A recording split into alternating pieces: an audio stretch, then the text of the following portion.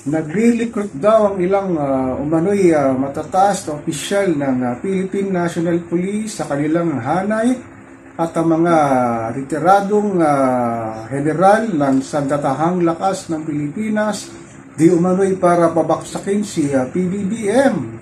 Nakaraang taon pa daw ito nangyayari pag-recruit sa hanay ng kapulisan at kasundalawan. At lalo pa raw uminit ngayon dahil nga sa nangyayaring sa Senate hearing ni Senator Bato de la Rosa sa kanyang komite sa paggamit daw ng pulburon ni PBBM. Ayon kay former Senator Antonio Trillanes, umepal na naman si Trillanes. Ang kaya niya nakukuha itong mga ganitong balita na hindi na lang manahimik ito. Ano ba dito? Lalo naman tumakbong senador sa 2025 at nagpapainit ng kanyang pangalan para sa name recall.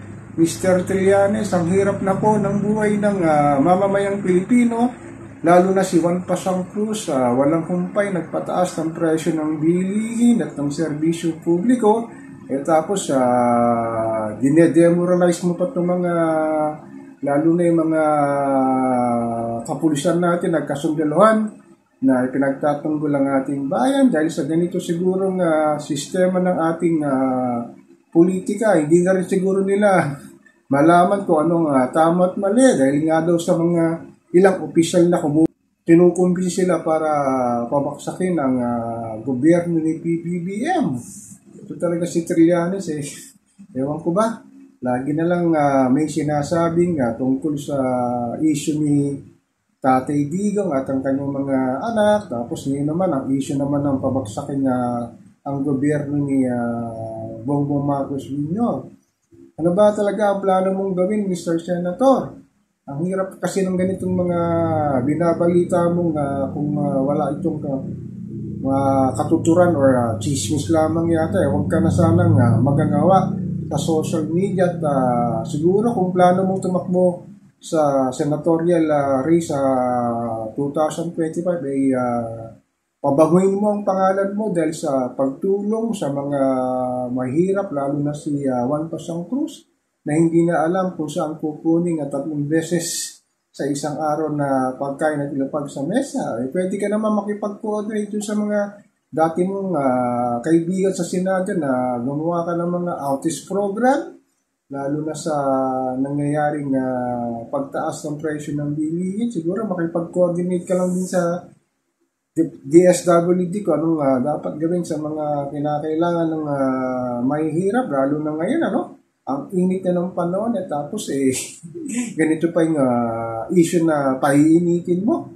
Grabe ka talaga, Mr. Trillanes. Sana naman huminto ka na sa kakangawa dahil wala namang maidudulot na maganda dito para sa ating bayan, kundi lang yung sinasabi mo na pinakakalat mo na pababaksakin si PBBM. Wag naman sana, dahil sa gitna ng walang humpay talaga na nangyayari na sa atin, lalo na sa ekonomiya, pagtaas ng inflation, pag tumaas talaga yung inflation na to, dami lahat presyo ng bilihin, presyo ng crudo gasolina, tapos sasabihin pa natin ang issue ng Chacha, issue ng West Philippine Sea. Sana naman tumulong ka na lang sa pag-unlad ng ating bayan kung talagang kung talagang magpapa-interview ka sa social media. Siguro yung mga bibitaw ng salita, hindi yung mga ganito kasi yung pagka pinabaksak ang gobyerno ni PBBM, sino magsasaper? Kaming ordinaryong tao na naman dahil sigurado, baksak ang ekonomiya, tataas na naman lalo ang presyo ng bilihin at wala na siguro mga foreign investor na mag-i-invest dito sa atin at mawawala na naman ng hanap buhay si Juan Pasang Cruz. So ako po si Papa Ken, patuloy po ako magmimiran, magmamarchag dito sa political landscape na nangyayari sa pang-araw-araw na buhay ni Juan Pasang Cruz.